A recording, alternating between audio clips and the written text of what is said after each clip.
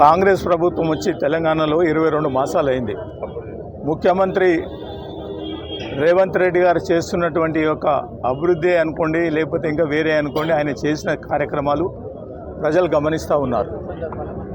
ఆయన ఒకటే ధ్యేయంగా పెట్టుకున్నాడు, ప్రజలకు న్యాయం చేద్దామని, ప్రజలకు ఓ పద్ధతి ప్రకారంగా డెవలప్మెంట్ చేద్దాం, ఈ తెలంగాణ రాష్ట్రాన్ని అభివృద్ధి దిశలో నడుపుదామనే ఆలోచన లేదు.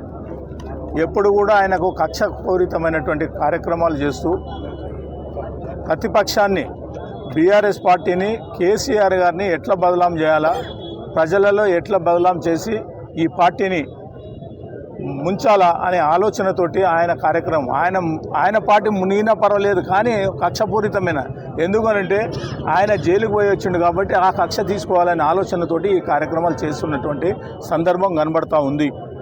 ఇవాళ 22 మాసాల నుంచి లెక్కలు కడితే మొత్తం టోటల్గా ఎన్ని కమిషన్లు వేశాడు, ఎన్ని ఎంక్వైరీలు వేశాడు, ఎన్నిటి మీద చూస్తే ఈ ఫార్ములా అని మిగతా కార్యక్రమాలు ఎన్ని చేశాడు అనేది ఒకసారి మీరు ఆలోచన చేసేస్తే నెలకు ఒకసారి ప్రజలను డైవర్షన్ చేసే కార్యక్రమాలే. అభివృద్ధి అనేది మూసీ అని, అదే హైడ్రా అని పెద్ద కథ పెట్టి ఒక కార్యక్రమం చేసి ప్రజలలో ఆందోళనకరమైనటువంటి కార్యక్రమాలు తీసుకొచ్చాడు. ఇవాళ ఘోష్ కమిషన్ అనేది ఒక కార్యక్రమం పెట్టి కాళేశ్వరం 20 మాసాల నుంచి నీళ్లు రాకుండా చూసినటువంటి దుర్మార్గమైనటువంటి ఆలోచన చేయడం జరుగుతోంది ఈ ప్రభుత్వం. ఇవాళ ఇంచు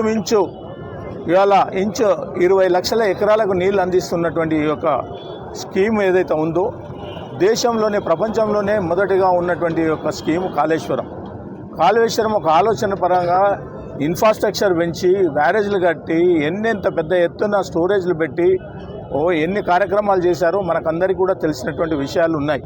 అవన్నీ లేవట. మొత్తం 93,000 కోట్లు, 84,000 కోట్లు ఖర్చు చేస్తే దాన్ని మొత్తం 1,00,000 కోట్లు తినేసిండు, మొత్తం 1,00,000 కోట్లు మింగేసిండు అని చెప్పి ప్రచారం, ఎన్నికల ప్రచారం అదే కార్యక్రమం, అసెంబ్లీ పార్లమెంట్లో అదే కార్యక్రమం. ఇవాళ ఆయన తేల్చింది, ఘోష్ కమిషన్ తేల్చింది 6 కోట్లు ఫైన్ వేయడం జరిగింది. మొత్తం ఎంక్వైరీలు చేసి ఆయన కూడా పద్ధతి ప్రకారంగా ఎంక్వైరీలు చేయలే. ఆయన చేసినట్టు బ్యారేజ్లలో కట్టినటువంటివి కానీ, సబ్స్టేషన్లు కానీ అవన్నీ కూడా చూడలే. ఆ ప్రాంతం అంతా కూడా తిరగలే. ఆయన 1500 కిలోమీటర్లు మొత్తం టోటల్ లెక్కలు తీస్తే ఆ యొక్క కార్యక్రమాలు చూడలే. ఆయన వాస్తవానికి కాళేశ్వరం పోవడం రావడం ఇంచుమించు 3.5 కోట్ల రూపాయలు ఖర్చు పెట్టి ఇచ్చి ఇవాళ లాస్ట్కి తేలింది 6.5 కోట్లు అని చెప్పేసి తెలియజేస్తూ ఉన్నారు. ఇవాళ అధికారులు కానీ